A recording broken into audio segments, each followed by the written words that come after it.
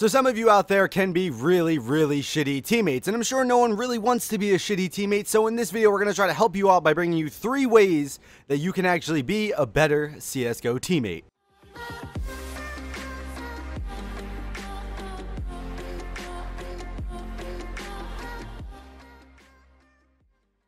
So the first thing that I have on my list is about short, quick callouts, and this seems to be a problem. I think it's more of a problem in North America than Europe, but it is still a problem nonetheless.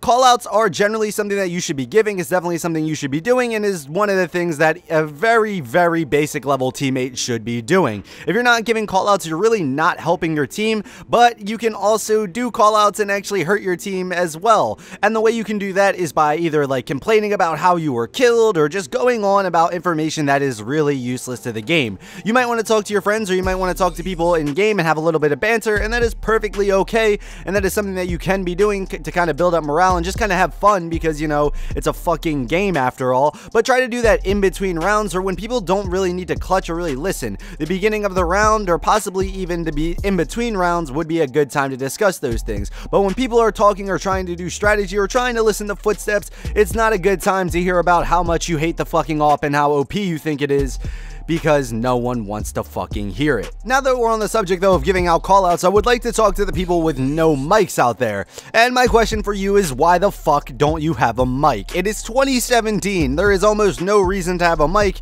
You can get them for like $10 at like Best Buy or Walmart or something like that. It's really ridiculous though that in 2017 people really don't have mics, and it honestly doesn't make any sense to me. If you don't have a mic, you're really doing a disservice to your team. You're making it so that they can't really get callouts, because I'm sure it's a lot easier to go over the mic than actually type something out. I know a lot of people who don't have mics, they sometimes type things out, and I guess that is somewhat helpful, but it's not nearly as helpful as having a mic. So if you can definitely get a mic, it is something that you should do. If you're playing CSGO without a mic, you're playing at a huge disadvantage, and you're kind of putting your whole team at a disadvantage, which is a little bit unfair.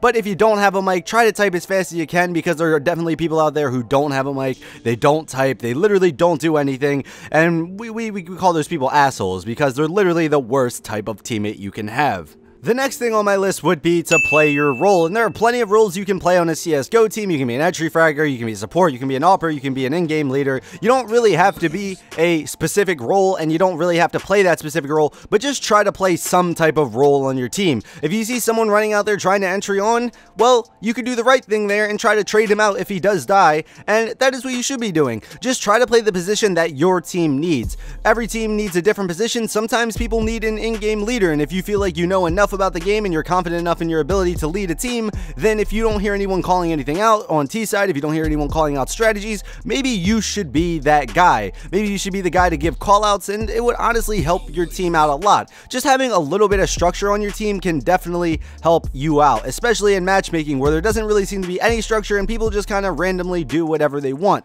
Of course, there are going to be those assholes who don't really listen to you and just do whatever they want, but normally if you can find some decent people to play with, then normally everyone can kind of fit a role and just try to fit their own role and not really try to go out there and fucking drop a 50 bomb every single game. CSGO is a very team-oriented game. Really, you should never have to do everything by yourself, and I understand there are some situations out there though where you do have to do everything by yourself because your team is absolutely cancer, and you know, it's not really fun to play like that. But normally if you just play around your same skill level and you run across people who are actually fairly decent, you should all just be able to contribute equally, and your team should be better off for that. You don't have to go out and try to get every single kill, and I see this all the time when I'm playing the game, especially on CT side. You'll have people rushing in trying to get a bunch of kills because they think everyone else on the team is just completely garbage and they have to get every single kill, otherwise they're gonna lose. No, just try to play your role, just try to play the game smart, and it will definitely benefit your team at the end of the day. You don't have to go out there and get every single kill, but if you just stay alive, play your role, try to trade your teammates out, and just do things smart, then you're probably gonna end up having a better time, and you're probably gonna end up winning more games, and you're going to probably end up getting the rank up, which I'm sure you really want. The last thing on my list is probably the biggest thing on this list, and it's going to be learn flash and smoke spots. And this is very and I mean very important. I can't stress this enough, especially on maps like Mirage and Dust 2, just knowing your smokes and flashes can definitely help you out a lot, and even if you don't have the best aim, this can kind of compensate for that in a way. So for example, on Mirage, if you want to execute A and you want to smoke CT out, you want to smoke jungle area out, and you want to just make sure your team is completely, can go out there without pretty much getting sprayed down because the whole enemy CT team is pretty much smoked out, it makes taking sites a lot easier, and it also makes taking gunfights a lot easier. One of my main examples that I use and something that I do a lot is the flash on A long. There's pretty much a pop flash there that you can throw where you flash pretty much everyone peeking long on CT, and it makes it way easier to run out and kill someone when they're flashed rather than when they're waiting for you and they know you're coming. So learning flashes and smokes is definitely something that you should be doing at any rank, because at any rank it will definitely help you out, and it's always good to have a lot of knowledge about the game. And you're probably wondering, how do I learn flash and smoke spots? And probably the easiest way to do that is to go on YouTube, and I'm actually going to link a playlist by a guy who does a lot of these flash and smoke tutorials. He actually has a playlist, I believe,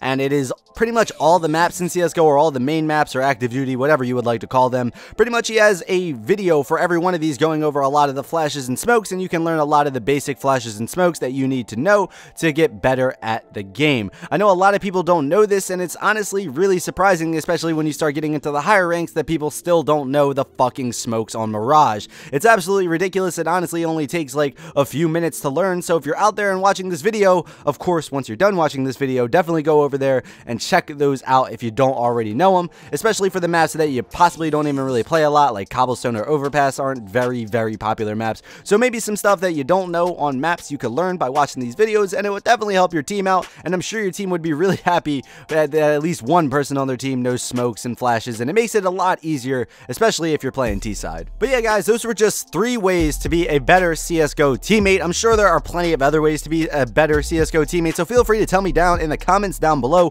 what are some tips that you guys have for being a better CSGO teammate. Hopefully people can read them and actually be a better teammate. But let me know down in the comments down below. Like reading your guys' comments, so feel free to leave one down there. And if you like this video, how about you hit that like button? And if you dislike this video for some odd reason, how about you hit that dislike button? And if you're new, how about you subscribe? But yeah guys, this has been the Chosen One Inc., and as always, peace out.